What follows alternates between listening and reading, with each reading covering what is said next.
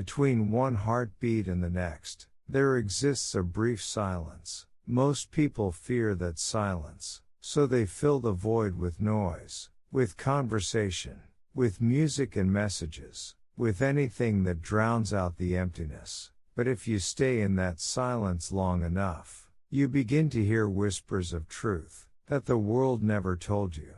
Think about it for a moment. How often do we truly listen to ourselves, rather than to others? We hear countless voices throughout our days, yet we ignore the one voice that matters most, our own. Ironically, we live in what we call the age of connection, yet we are perhaps more isolated than ever before. The paradox of modern life is this: we are surrounded by people, yet profoundly alone.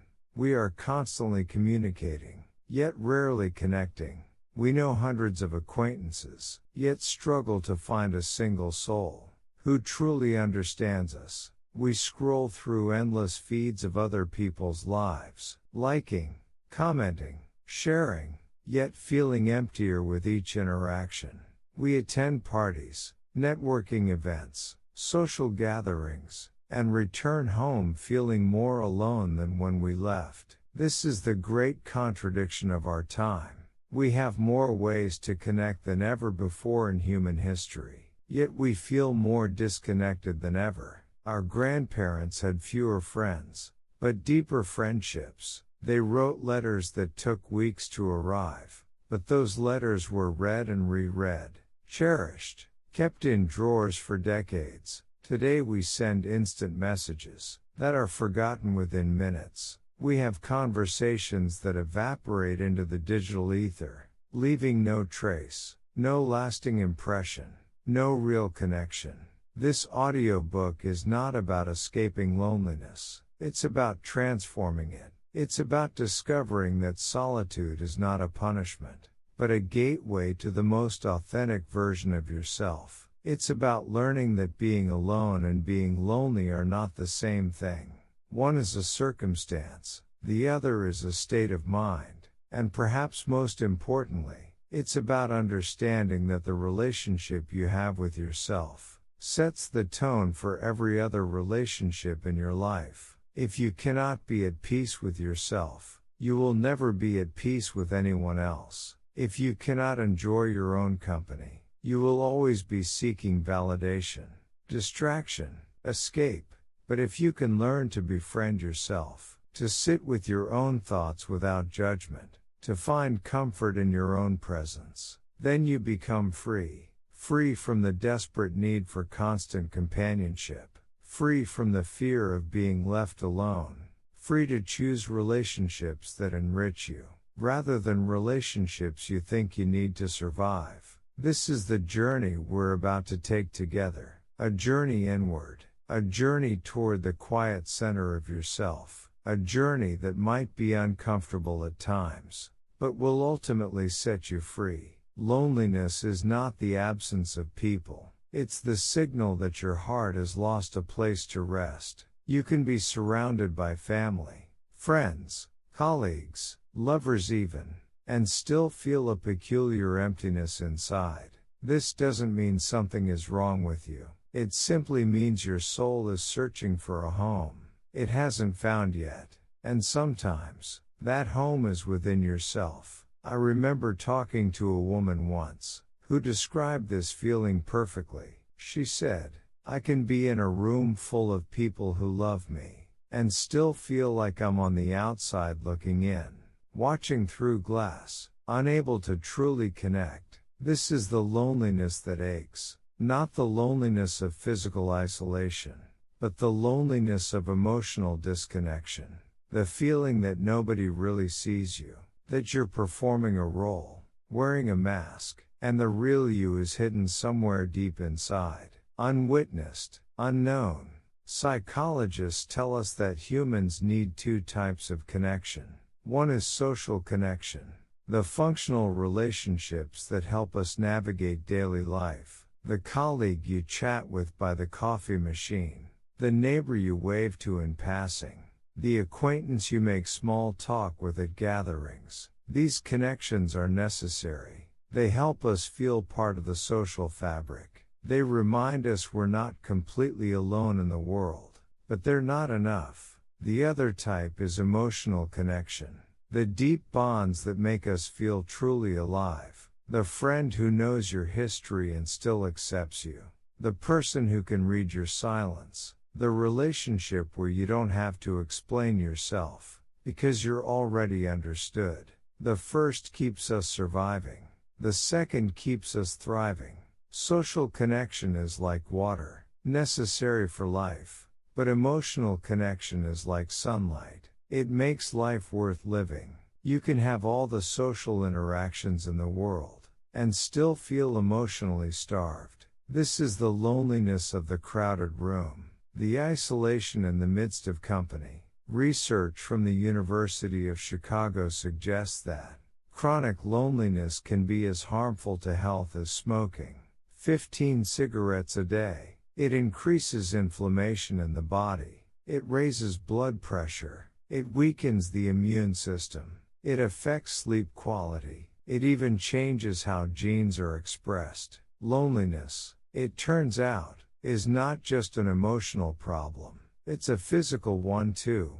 But here's what they discovered that's even more interesting. It's not the quantity of relationships that matters, but the quality. One deep, meaningful connection can be more nourishing than 100 superficial ones. A single friendship where you feel truly known can do more for your well-being than an entire social circle of casual acquaintances. This is why some people with thousands of social media followers feel desperately lonely, while others with just a handful of close friends feel deeply fulfilled. Numbers don't matter. Depth does. Therefore, loneliness is not your enemy. It might be a compass pointing you back to yourself, telling you it's time to come home to who you really are. When you feel that ache of disconnection, instead of running from it or medicating it with distractions, try asking yourself, what is this feeling trying to tell me? What part of myself have I abandoned? Because sometimes, the loneliness we feel in relationships is actually the loneliness we feel from ourselves. We've become strangers to our own hearts. We've learned to ignore our own needs, silence our own desires, dismiss our own dreams. We've spent so much time trying to be what others expect, that we've forgotten who we actually are. And then we wonder why we feel lonely, even when surrounded by people. It's because the person we're most disconnected from is ourselves. The relationship that needs the most attention, the most healing, the most love, is the one we have with the person in the mirror. Having many people around doesn't make you less lonely. In fact, shallow connections can make your heart grow colder than no connections at all. We count our relationships in numbers now. How many likes did I get? How many followers do I have? How many people will remember me? But here's a question worth pondering. Among all those people, how many truly know you? And more importantly, how well do you know yourself? We've become collectors of acquaintances, curators of social media personas, builders of networks that look impressive on the surface, but lack the depth to sustain us when storms come. We measure our worth by metrics that mean nothing. Views, likes, shares, comments. We've confused visibility with value, attention with affection, followers with friends. But these are not the same things, not even close. You can have 10,000 followers and 0 friends. You can be seen by millions and known by none. Think of relationships as trees. Some are like bamboo. They grow fast, look impressive, reach great heights in a short time, but have shallow roots. They're all show, no substance. When the wind comes, when the storms of life arrive, they bend and break. They offer no real shelter, no lasting strength. Others are like oak trees. They grow slowly, almost imperceptibly, sometimes taking years to show significant growth. But their roots run deep. they burrow into the earth, spreading wide, anchoring firmly. When storms rage, when winds howl, they stand firm. They've weathered seasons of drought and flood. They've survived because they're rooted.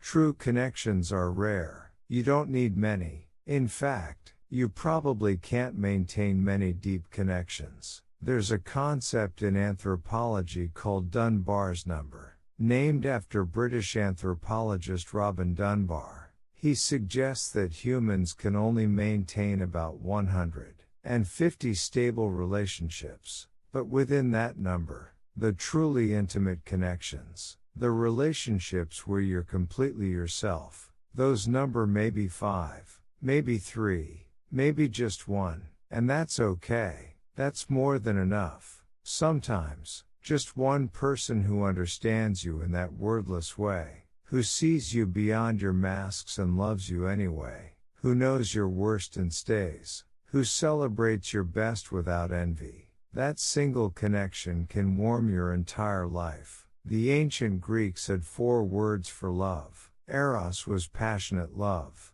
Storge was familial love. Agape was universal love. And philia was one of them. The deep bond of friendship built on mutual understanding and respect. This wasn't about excitement or passion. It wasn't about blood relations or duty. It wasn't about loving humanity in the abstract. It was about being known, completely, and still being loved. It was about the friend who sees all your flaws, your failures, your fears, and says, I know you. All of you, and I'm not going anywhere. This is what we're really seeking when we feel lonely. Not more people, not more followers, not more likes, but philia, that soul-level recognition where someone sees you, truly sees you, and says, I know you, and you belong here. How many likes did I get? How many followers do I have? How many people will remember me? But here's a question worth pondering. Among all those people, how many truly know you? And more importantly, how well do you know yourself? We've become collectors of acquaintances, curators of social media personas, builders of networks that look impressive on the surface, but lack the depth to sustain us when storms come. We measure our worth by metrics that mean nothing. Views, likes, shares, comments. We've confused visibility with value, attention with affection, followers with friends. But these are not the same things, not even close. You can have 10,000 followers and 0 friends. You can be seen by millions and known by none.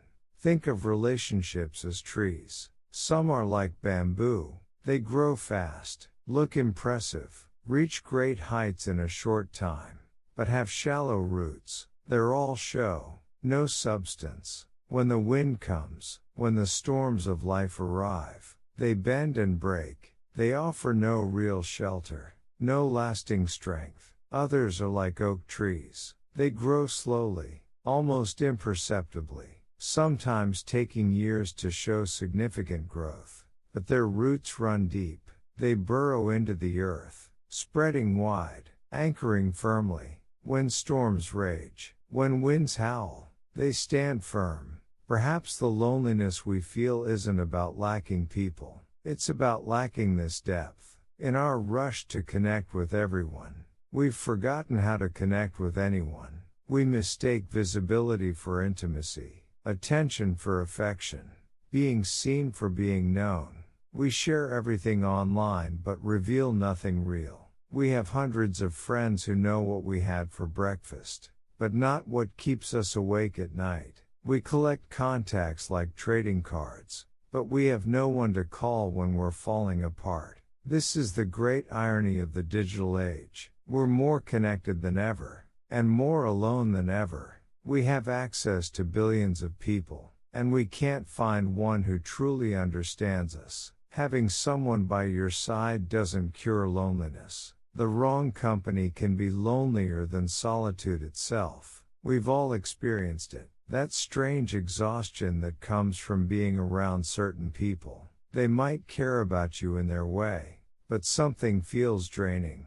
Every interaction leaves you feeling smaller, dimmer, less yourself. They worry about you, yet their concern comes wrapped in judgment. I'm just being honest, they say, before delivering criticism disguised as care. They stand beside you, yet you feel more alone than if you were by yourself. Their presence doesn't comfort, it depletes. These are what I call energy vampires, not in any mystical sense, but in a very practical one. After spending time with them, you feel depleted rather than replenished. Your shoulders carry a weight that wasn't there before. You need hours, sometimes days, to recover your equilibrium. The wisdom of quality over quantity. Here's what research in positive psychology has discovered. The quality of our relationships is one of the strongest predictors of happiness and longevity. Good relationships make us happier, healthier, more resilient to stress, even more resistant to disease. But here's the catch. Toxic relationships are worse for your well-being than no relationships at all. A landmark study from Harvard, spanning over 75 years, followed hundreds of people from adolescence through old age. The study, called the Harvard Study of Adult Development, is one of the longest studies of human life ever conducted. It found that the warmth of relationships was a better predictor of health and happiness than wealth, fame, social class, IQ, or even genes. People with warm, supportive relationships lived longer, stayed sharper mentally, and reported greater life satisfaction. But the same study revealed that conflicted relationships were more harmful than helpful. People in high conflict relationships had worse health outcomes than people who were alone. The stress of toxic relationships literally shortened their lives. So longevity isn't just about having people around, it's about having the right people around. Better to be alone than in bad company. Better to have one true friend than 10 fake ones. Better to have an empty seat at your table than someone who poisons the atmosphere. An old relationship doesn't automatically mean a good relationship. Time can accumulate without depth. Years can pass without growth. You can know someone for decades and never truly understand each other. You can be family and still be strangers. You can share history without sharing hearts. Real bonds are not built on history alone. They're built on presence, on mutual respect, on the willingness to grow together, rather than just grow old together. They're built on honesty that doesn't wound, support that doesn't smother, love that doesn't control. A true connection is someone you can sit with in silence, without it feeling awkward. Someone whose presence doesn't drain your energy, but somehow replenishes it. Someone who sees your flaws and doesn't weaponize them in moments of conflict. Someone who celebrates your success without envy. Someone who holds your pain without trying to fix it. Someone who knows when to speak and when to simply sit with you. These people are rare, precious, worth protecting. If you feel lonelier with someone than without them, that's not your failure. That's information. Pay attention to it. Your loneliness is trying to tell you something. It's saying, this connection isn't nourishing you. It's depleting you. And you have permission to step back, to create distance, to choose yourself. You're not being selfish. You're being wise. We treat solitude like a punishment. But solitude is not a deficit. It's a state of being. When monks retreat into silence, they're not abandoning the world. They're returning to themselves. They're not running away from life. They're running toward truth. In the stillness, they discover something profound. Peace doesn't come from other people. It comes from clarity. And clarity comes from the willingness to be alone with your own thoughts. But here's the uncomfortable truth. Most of us have become strangers to ourselves. We fill every moment with noise. Music while we work. Podcasts while we commute. Television while we eat. social media while we wait. We've become addicted to distraction, terrified of silence, because in silence, we might have to face ourselves, and that's the last thing we want to do.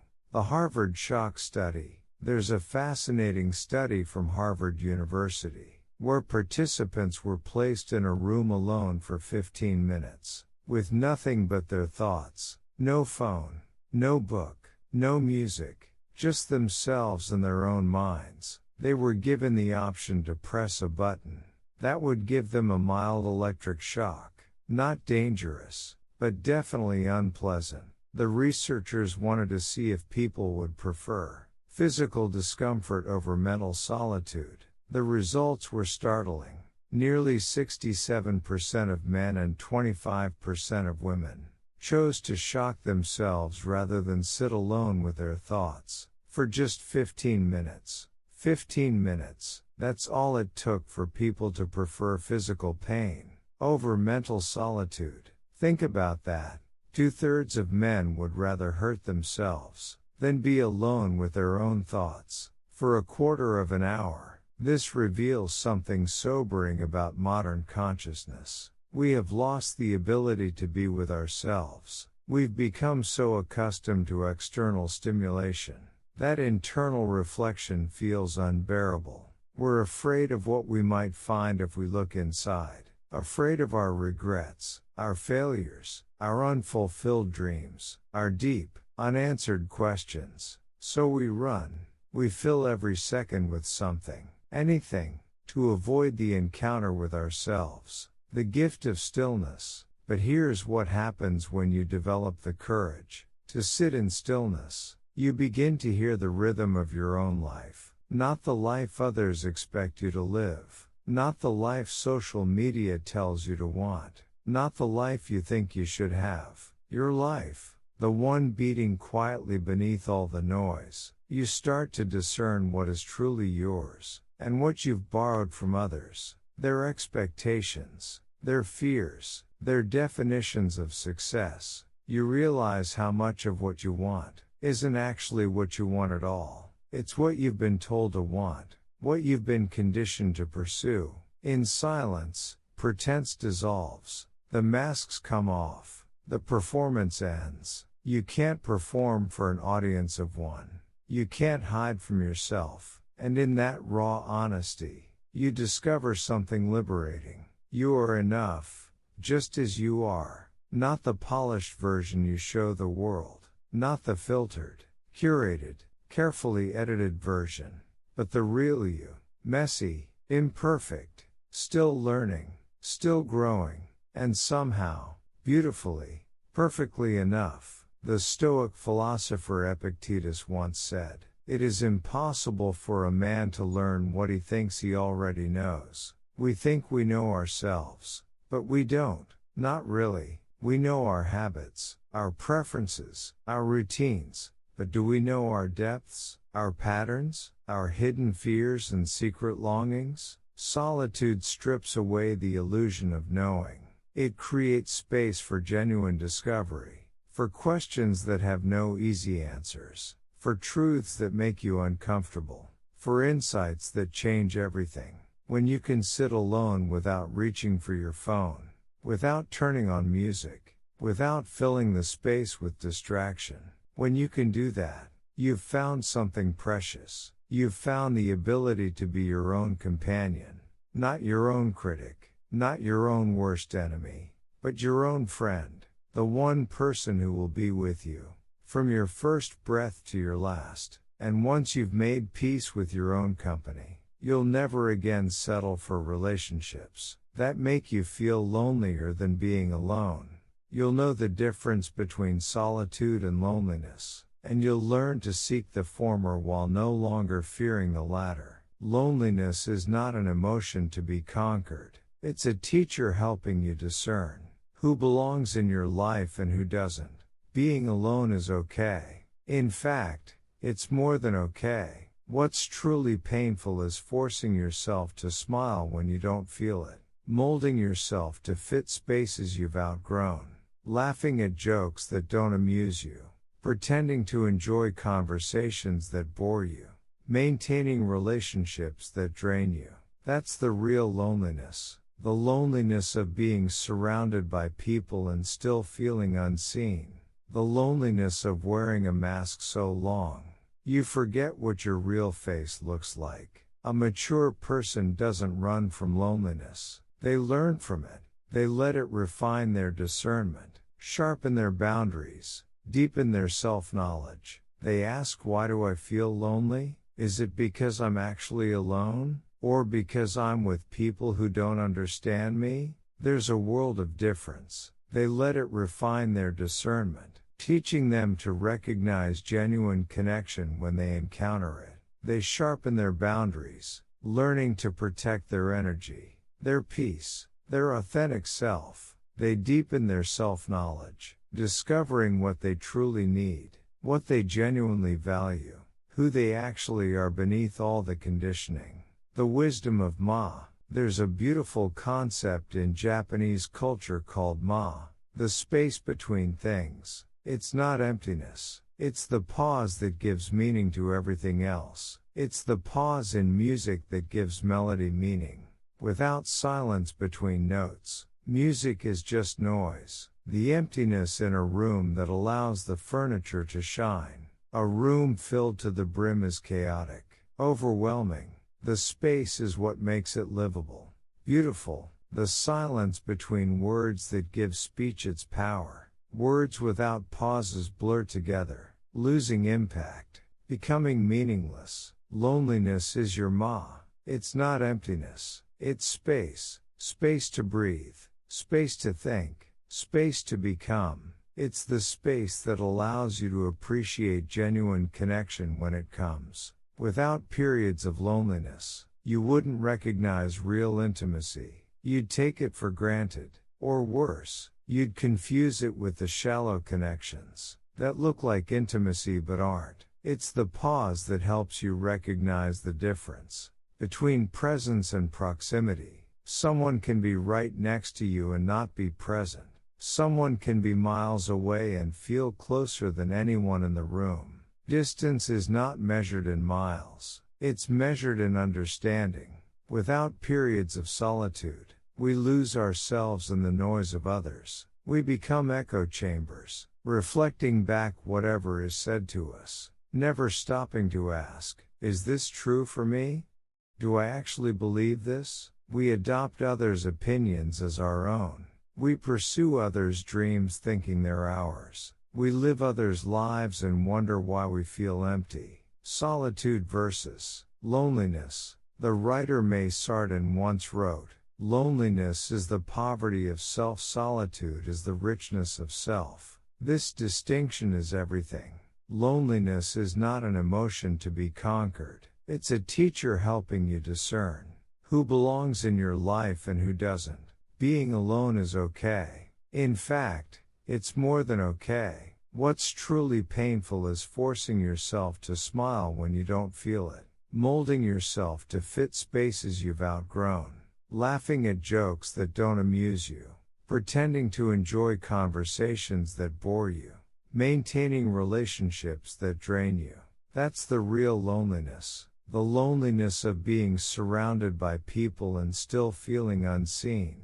The loneliness of wearing a mask so long you forget what your real face looks like. A mature person doesn't run from loneliness. They learn from it. They let it refine their discernment, sharpen their boundaries, deepen their self-knowledge. They ask, why do I feel lonely? Is it because I'm actually alone? Or because I'm with people who don't understand me? There's a world of difference. They let it refine their discernment, teaching them to recognize genuine connection when they encounter it. They sharpen their boundaries, learning to protect their energy, their peace, their authentic self. They deepen their self-knowledge, discovering what they truly need, what they genuinely value, who they actually are beneath all the conditioning. The wisdom of Ma. There's a beautiful concept in Japanese culture called Ma, the space between things. It's not emptiness. It's the pause that gives meaning to everything else.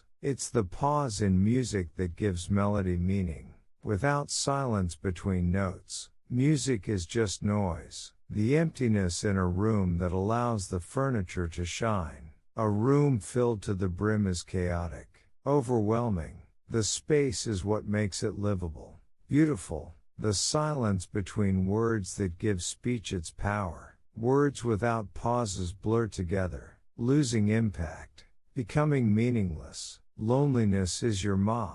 It's not emptiness, it's space. Space to breathe, space to think, space to become. It's the space that allows you to appreciate genuine connection when it comes. Without periods of loneliness, you wouldn't recognize real intimacy. You'd take it for granted, or worse, you'd confuse it with the shallow connections that look like intimacy but aren't. It's the pause that helps you recognize the difference between presence and proximity. Someone can be right next to you and not be present.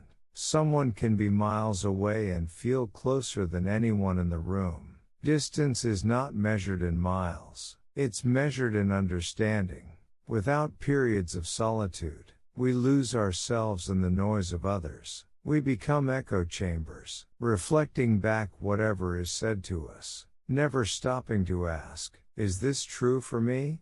Do I actually believe this? We adopt others' opinions as our own. We pursue others' dreams thinking they're ours. We live others' lives and wonder why we feel empty. Solitude versus loneliness. The writer May Sardin once wrote, "Loneliness is the poverty of self, solitude is the richness of self." This distinction is everything. Loneliness, solitude, tells you something is missing, tells you that you are complete, is a deficit, is fullness, says, I need someone to fill this void, says, I am whole unto myself. Shitsro neponeki. When you transform loneliness into solitude, you stop waiting for someone to complete you.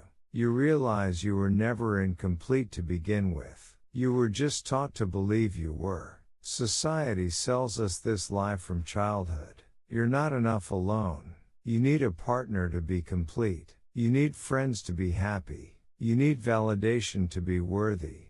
But it's all a lie. You were whole from the beginning. You just forgot. This is when loneliness becomes wisdom. When it stops being something you endure, and becomes something you choose. When you prefer your own company, to company that diminishes you. When you can say no to invitations that don't serve you. When you can walk away from relationships that hurt you. When you can sit alone on a Friday night and feel content instead of pathetic. This is the beginning of living authentically, not as someone else wants you to be, but as you actually are. Not performing for approval, not editing yourself for acceptance, not shrinking yourself to fit into spaces too small for your spirit, but living as yourself, fully, unapologetically, freely. People who can endure loneliness don't crumble when left alone. They've built something inside themselves, a quiet house where they can always return.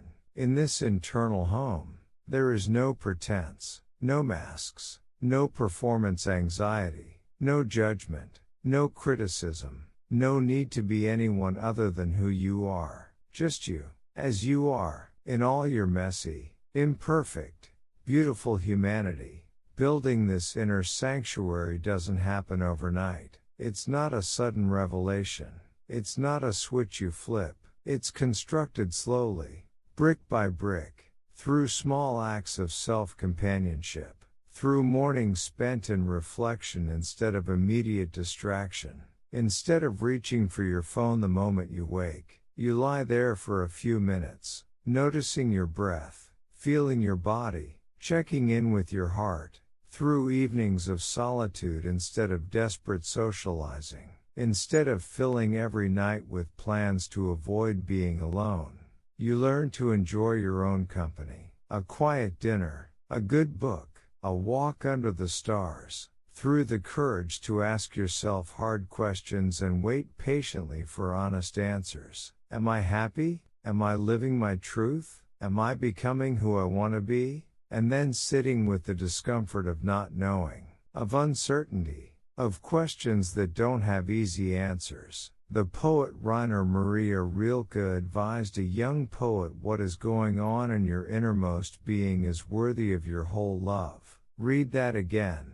Your innermost being is worthy of your whole love, not just part of your love, not your leftover love after everyone else gets their share. Your whole love. This is the foundation of the quiet house within the radical act of loving your inner life enough to tend to it, to pay attention to it, to honor it, to protect it. Here's what you discover when you build this house. You develop an internal compass that no external voice can redirect. You know what feels right for you, not because someone told you, not because society says so, not because it's what you're supposed to want, but because you've spent enough time with yourself to recognize your own truth. When everyone is telling you to go left, but your inner compass points right, you trust yourself enough to go right. You stop needing constant validation. Of course, appreciation feels good. It's lovely when someone notices your efforts, acknowledges your worth, sees your value, but your sense of worth no longer depends on it. You've found approval in the one place it was always meant to reside, within yourself. You become less reactive to the chaos around you. When you have a calm center to return to, external turbulence doesn't pull you off course as easily. Someone's bad mood doesn't ruin your day. Someone's criticism doesn't shatter your confidence. Someone's rejection doesn't destroy your self-worth. You have an inner stability that external circumstances can't shake. You discover that solitude isn't loneliness, it's liberty. The freedom to be exactly who you are without modification or explanation. No code switching, no people pleasing, no performing, just being. Psychologist Carl Jung called this process individuation, becoming who you truly are, rather than who you were conditioned to be. It's the journey from the false self to the true self, from the persona to the authentic person. It requires periods of withdrawal from the collective, times when you step back from the crowd and ask, what do I actually think?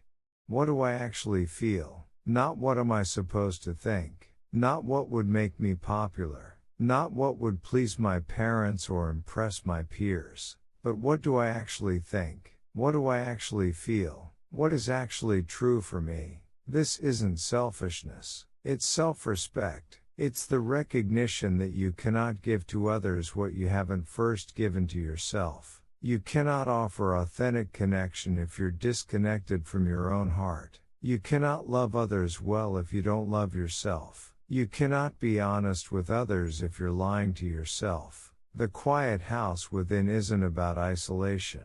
It's not about becoming a hermit or rejecting human connection. It's about having a home base, a place of refuge and restoration, a sanctuary you can return to when the world becomes too loud, too demanding, too overwhelming, so that when you do engage with the world, you engage from wholeness rather than neediness. You come from fullness, not emptiness. You offer your presence, not your desperation. You share yourself, not sell yourself. Solitude is not a punishment. It's a gift, the gift of meeting yourself, perhaps for the first time, and realizing I've been searching everywhere for what was here all along. The love you sought from others was inside you all along. The acceptance you craved was already yours to give yourself. The home you were looking for was never out there. It was always in here. Life, ultimately, is the art of relationships. We are wounded by people, and we are healed by people. This is the great paradox of human existence. We need each other, we hurt each other, and somehow, we heal each other too. But here's what makes the difference: the quality of our inner relationship determines the quality of our outer relationships. If you haven't made peace with yourself, no one can give you peace. You'll search for it in relationships, in achievements, in possessions, but you won't find it, Because peace is an inside job. If you don't know how to be present with your own pain, you won't be able to hold space for someone else's. You'll try to fix them, distract them, talk them out of their feelings, because their pain reminds you of your own unresolved hurt. If you're running from your own shadows, you'll project them onto everyone you meet. You'll see your own fears reflected in their actions, your own insecurities mirrored in their words, your own wounds triggered by their behavior. This is why the journey inward isn't selfish, it's necessary, not just for your own well-being, but for the well-being of everyone you'll ever love. When you do your inner work, everyone around you benefits. The Vietnamese monk Thich Nhat Hanh teaches a beautiful practice: you must love in such a way that the person you love feels free, not possessed, not controlled, not dependent, but free, free to be themselves, free to grow, free to change, free to stay or go. But you cannot offer that kind of love if you yourself feel trapped, if you're imprisoned by your own needs, your own fears, your own insecurities. You can't give anyone freedom. You'll cling, you'll control, you'll suffocate. You cannot give freedom if you're imprisoned by your own needs and fears. True connection doesn't come from completing each other, as the romantic notion suggests. That's a beautiful idea, but it's ultimately unhealthy. Two halves don't make a whole relationship. They make a codependent one. It comes from two complete people choosing to share their completeness. When you're whole within yourself, relationships become enrichment rather than rescue missions. You're not looking for someone to save you from loneliness, to fill your emptiness, to give your life meaning. You don't need someone to save you from loneliness. You welcome someone because their presence adds joy to an already joyful life. You're already content alone. The relationship is dessert, not the main course. Research in attachment theory shows us something profound. The healthiest relationships are formed between people who have what's called secure attachment. These are individuals who feel comfortable both with intimacy and with independence. They can be close without losing themselves. They don't disappear into the relationship. They don't abandon their interests, their friends, their identity. They maintain a healthy sense of self while also being deeply connected. They can be alone without falling apart. They don't panic when their partner needs space. They don't spiral into anxiety when left alone for an evening. They have a strong enough sense of self to survive solitude. This security doesn't come from having perfect parents or perfect childhoods. Most of us didn't have that. Most of us have wounds, traumas, unresolved issues from our past. It comes from doing the inner work, from learning to be a safe, stable presence for yourself first, from reparenting yourself, from giving yourself what you didn't get, from becoming your own secure base. When your heart is steady within itself, you stop looking for someone to complete you. You look for someone to complement you. There's a world of difference. Completion implies you're incomplete, that you're lacking something essential, that you're not whole without another person. Complement implies you're whole, and they're whole, and together you create something even more beautiful, like two instruments playing in harmony, each beautiful alone, but creating something extraordinary together. Real relationships don't emerge from desperation or dependency. They don't come from need. They emerge from strength connecting with strength, wholeness honoring wholeness, two people who are complete in themselves, choosing to walk together, not because they have to, but because they want to. This is why the work of solitude is the foundation of genuine intimacy. You must first know yourself before you can truly be known. How can someone know you if you don't know yourself? You'll present a false self, a persona, a mask, and they'll know the mask, not you. You must first accept yourself before you can truly be accepted.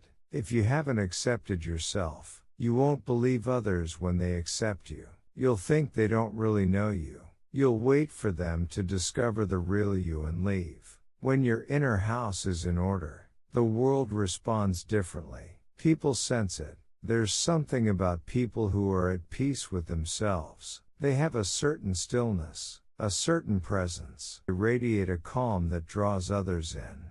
They feel safe with you because you feel safe with yourself. When you're not at war with yourself, you don't create conflict with others. When you're not judging yourself harshly, you don't judge them either. They trust you because you've learned to trust your own inner guidance. You're not erratic, unpredictable, constantly changing based on whose opinion is loudest. You have an inner compass, and you follow it. Connection doesn't happen out there. It begins in here. And when your inner world finds peace, the outer world reflects it back to you. There is a particular kind of loneliness that comes from holding on too long. To relationships that have ended. To friendships that have faded. To versions of ourselves we've outgrown. We cling because letting go feels like loss. But sometimes, letting go is the only way to gain yourself back. I once knew someone who kept every friendship from high school, even though they had nothing in common anymore. They forced conversations, maintained rituals that no longer brought joy, attended gatherings where they felt like a stranger. When I asked why, they said, "Because we've been friends for so long." As if duration alone justified continuation. As if time invested meant time owed. But relationships are not contracts. They're not obligations. They're living things that grow, change, and sometimes, naturally end. And there's a certain wisdom in recognizing when something has run its course. When the season has changed. When it's time to release with gratitude rather than cling with resentment. Letting go doesn't mean you never cared. It means you care enough about yourself to stop watering dead plants, to stop forcing what no longer flows, to stop pretending everything is fine when it clearly isn't. The Buddhist concept of non-attachment is often misunderstood. People think it means not caring, not loving, not connecting.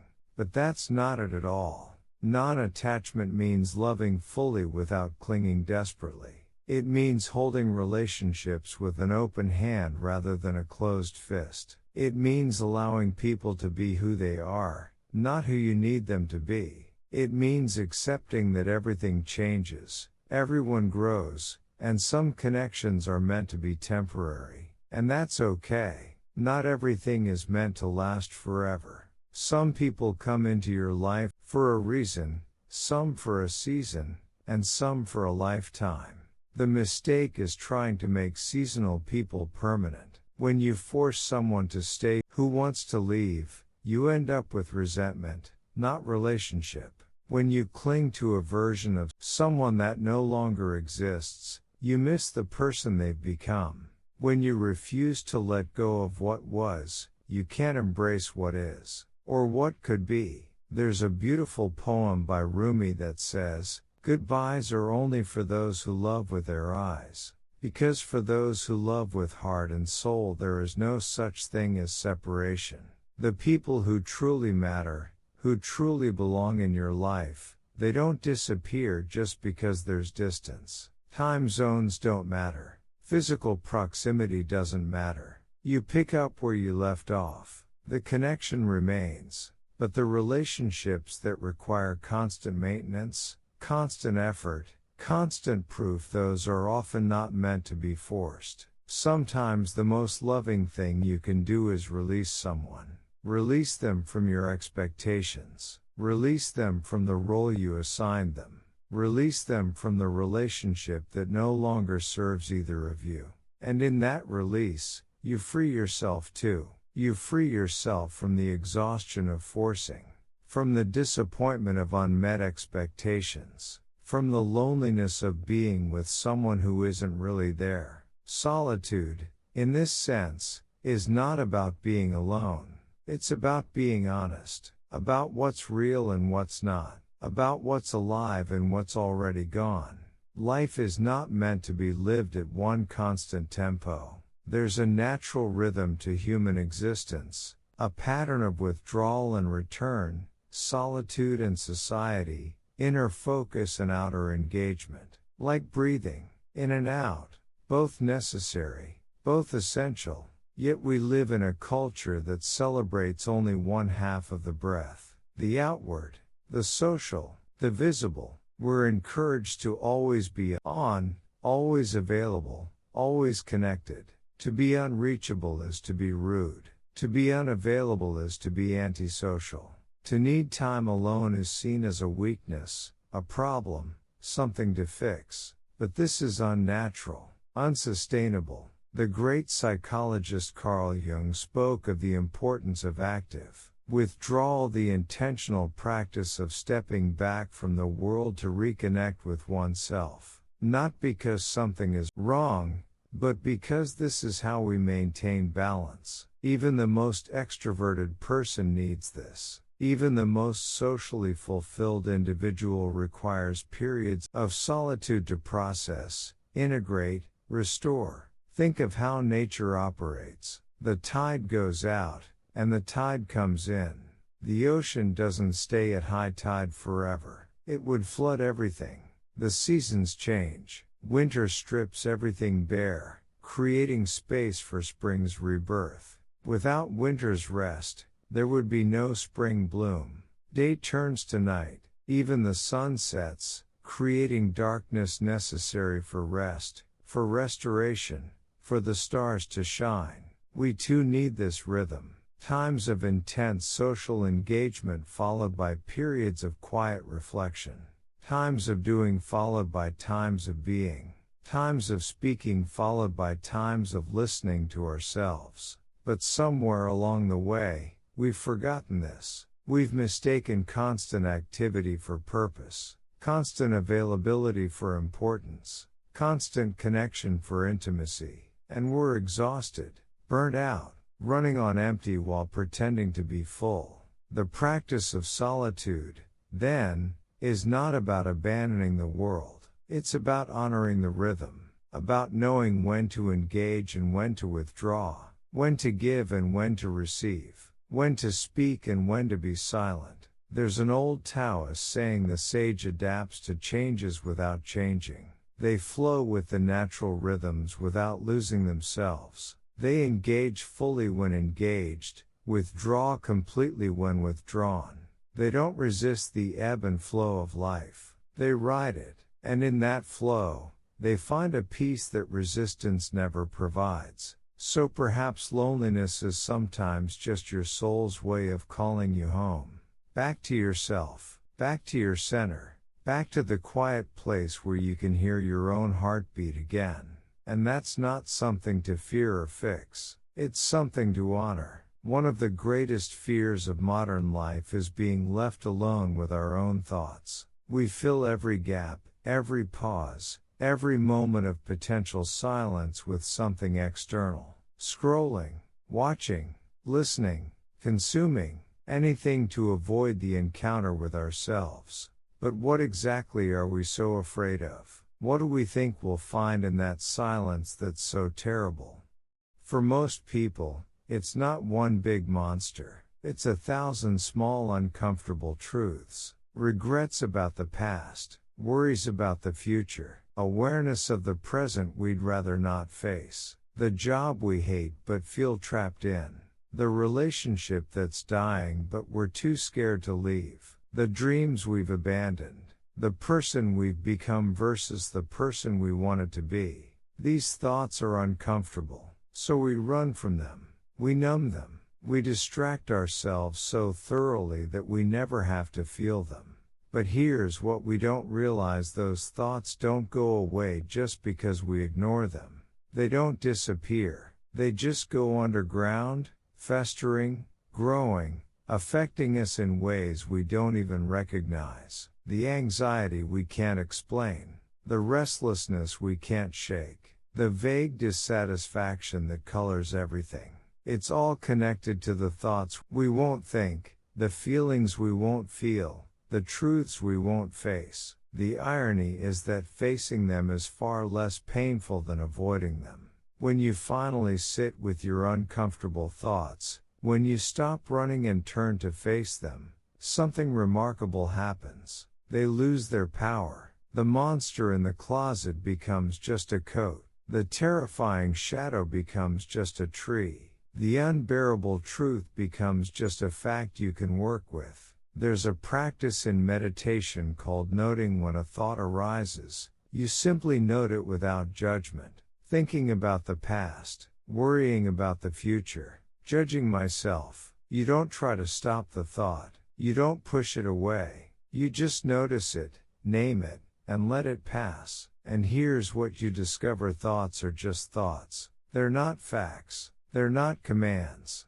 They're not who you are. They're just mental events that arise and pass away, like clouds moving across the sky. The sky doesn't identify with the clouds. It doesn't cling to them or push them away. It simply allows them to move through. And you can be like the sky, spacious enough to hold all your thoughts without being defined by them. When you develop this capacity to sit with your own thoughts without fear or judgment, you gain something invaluable. Freedom. Freedom from the constant need for distraction. Freedom from the tyranny of your own mind. Freedom to be with yourself, just as you are, and find that it's not so terrible after all. In fact, it's kind of peaceful. There's a reason why so many great artists, writers, thinkers, and innovators have been solitary, not because they hated people, but because they understood something essential. Creativity requires space, mental space, emotional space, physical space, the constant input of other people's thoughts, opinions, energies, drowns out the quiet voice of original thought. When you're always in conversation, you're always responding, reacting, processing someone else's ideas. There's no room for your own ideas to emerge. They need silence to be born. They need solitude to take shape. The writer Virginia Woolf famously wrote about the need for a room of one's own, not just a physical space, but a mental and emotional space where a woman could think her own thoughts, create her own work, become her own person. This is true for everyone. Not just women, not just writers. We all need a room of one's own, a space internal or external where we're not performing, not explaining, not justifying, where we can simply be and see what emerges. The greatest insights don't come from brainstorming sessions or focus groups. They come from the quiet moments, the shower, the walk, the moment right before sleep. They come when the mind is allowed to wander, to play, to make unexpected connections. But that only happens in solitude, in the gaps between activity, in the silence between words. Think of the greatest innovations in history. Newton discovering gravity while sitting alone under a tree. Einstein developing relativity through thought experiments conducted in solitude. The Buddha achieving enlightenment sitting alone under the Bodhi tree. Jesus spending 40 days in the desert before beginning his ministry. Muhammad receiving revelations in a cave. Thoreau writing Walden while living alone in the woods. Solitude and genius are not coincidental. They're connected. Because in solitude, you're free from the pressure to conform, to fit in, to think like everyone else. You can question assumptions, challenge conventions, see things from new angles. This doesn't mean you have to become a hermit to be creative. But it does mean you need to protect space for solitude, to say no to constant social engagement, to turn off the notifications, to create boundaries around your time and attention. Because your creativity, your unique way of seeing and being in the world is precious, and it needs protecting. It needs space to breathe, to grow, to express itself, and you are its guardian. There's a kind of loneliness that goes deeper than social isolation, a loneliness of the soul. The mystics called it the dark night of the soul, a period of profound spiritual crisis where everything that once gave meaning seems to fall away. Your beliefs might crumble, your identity might dissolve, your purpose might disappear, and you're left alone, in the dark, with nothing to hold on to. This is terrifying, and it's also, paradoxically, sacred, because sometimes we need to lose everything we thought we were to discover who we actually are. Sometimes we need to let the false self die so the true self can emerge. The dark night is not a sign that something is wrong. It's a sign that something is changing, that you're shedding an old skin, that you're being remade. In his beautiful poem, The 16th Century Mystic Street, John of the Cross describes this experience. One dark night, fired with love's urgent longings, the sheer grace.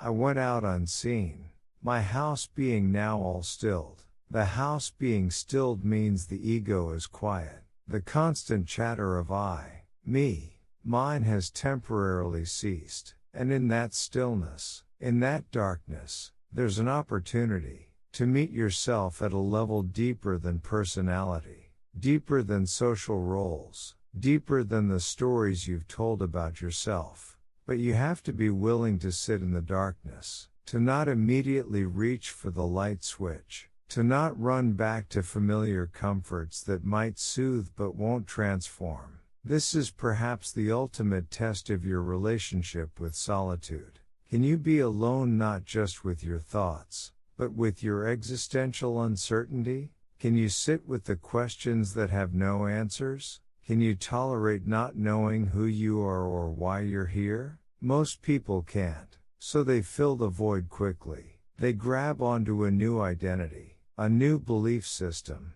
a new relationship, anything to escape the emptiness. But those who can sit with it, who can endure the dark night, they emerge transformed, more authentic, more compassionate, more alive. They've touched something real, something that can't be taken away, because it's not external, it's not dependent on circumstances, it's the eternal within them, the part that was never born and will never die. If you're in a dark night right now, know this: you're not broken, you're breaking open, and on the other side of this darkness, there's a light you've never seen before, not the light of the world, but the light of your own awakened consciousness. Solitude is not the destination, it's part of the journey. The withdrawal is necessary, but so is the return. You go into solitude to remember yourself. You return to the world to share yourself. You retreat to find clarity. You return to bring that clarity into action. The hermit who stays on the mountain forever has gained wisdom. But what good is wisdom that's not shared? The monk who meditates in a cave for years has found peace. But what about the peace of the world? True spiritual maturity is not about escaping the world. It's about engaging with it from a place of groundedness. It's about being in the world but not of it. As the old saying goes, you participate fully, but you're not identified with it. You care deeply, but you're not destroyed when things don't go your way. This is the dance: solitude and society, withdrawal and engagement, being and doing. And the quality of your engagement depends entirely on the depth of your withdrawal. If you never retreat, you become scattered, depleted, lost in the chaos. If you never return, you become isolated, disconnected, irrelevant. The key is rhythm, knowing when to step back and when to step forward,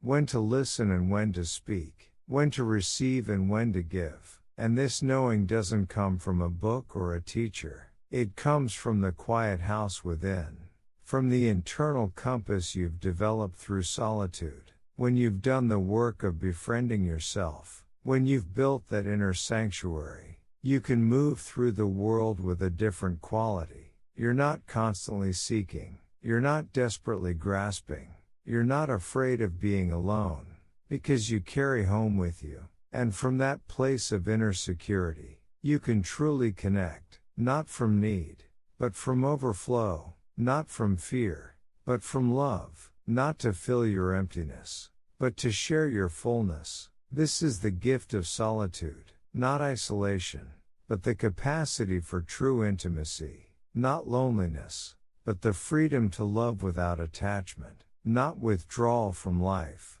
but deeper engagement with it. In the end, we come to understand we cannot always be together. Even the closest bonds require breathing room. Even the deepest loves need space. The ocean must recede before it can return to shore. Without the low tide, there would be no high tide. The sun must set before it can rise again. Without night, there would be no appreciation for day. Winter must strip the trees bare before spring can dress them in new leaves. Without the death of winter, there would be no rebirth of spring. This is the rhythm of all life. Expansion and contraction, union and separation, together and apart. And solitude is not the absence of love. It's the space where love grows. It's the fertile ground from which authentic connection springs. Think of it this way: you cannot pour from an empty cup. Solitude is how you refill, how you remember who you are, how you reconnect with your source, so that when you pour into relationships, into work, into the world, you're giving from fullness, not depletion. When you stop fearing aloneness, something remarkable happens. When you do encounter someone, you meet them not from a place of desperation, but from a place of wholeness. You're not looking for them to rescue you from your loneliness. You're not expecting them to complete you. You're inviting them to walk alongside you. Two whole people choosing each other, not two halves desperately trying to make a whole. This changes everything. Relationships become a choice rather than a need. You're with someone because you want to be, not because you're afraid to be alone. Connection becomes an offering rather than a taking. You give because you're full, not because you're trying to get. Love becomes an overflow rather than a filling of emptiness. You love from abundance, not from lack. The writer Bell Hooks once said, "Rarely, if ever, are any of us healed in isolation. Healing is an act of communion." This is true. We do need each other. We are healed in relationship. But here's the nuance: before we can truly commune with others, we must first commune with ourselves. We must know ourselves to be known. We must accept ourselves to be accepted. We must love ourselves to truly love others. The deepest loneliness isn't being alone. It's being disconnected from your own soul while surrounded by people. It's talking without being heard, being seen without being understood, existing without truly living. It's the loneliness of living a life that's not yours, of wearing a mask so long you forget you're wearing it, of being so many things to so many people that you forget who you actually are. But when you've done the work of befriending yourself, when you've learned to sit with your own thoughts without judgment, when you've built that quiet house within, then you're never truly alone.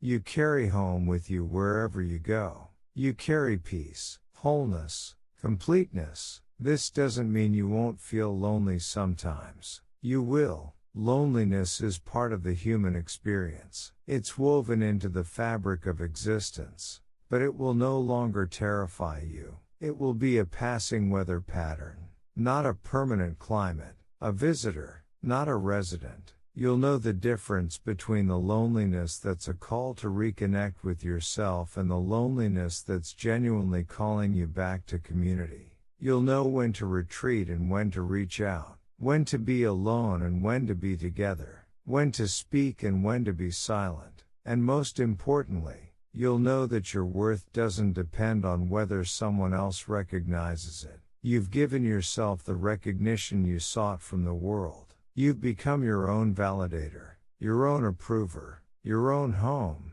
So tonight, when the world grows quiet and you find yourself alone, don't fill the silence immediately. Don't rush to distract yourself. Don't reach for your phone, your TV, your usual escapes. Instead, sit with it, breathe with it, be with it, and you might be surprised to discover that your own heart has been waiting for this moment, waiting for you to finally come home to yourself. In the words of the poet Rumi, let yourself be silently drawn by the strange pull of what you really love. It will not lead you astray. That strange pull often requires silence to hear it. The signal is always there, but it's quiet, easily drowned out by the noise. It requires solitude to follow it, to have the space to move in its direction without the constant input and opinions of others. It requires the courage to be alone with yourself, to face what you find there,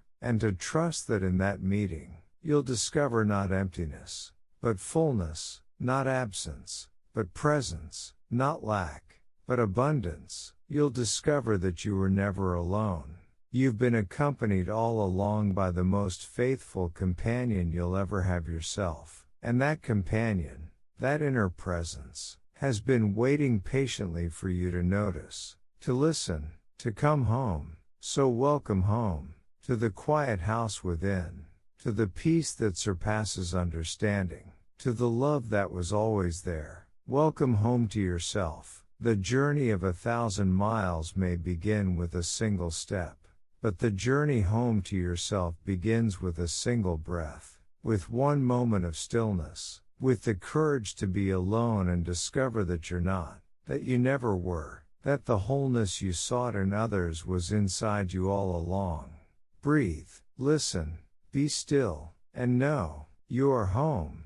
You always were. Welcome.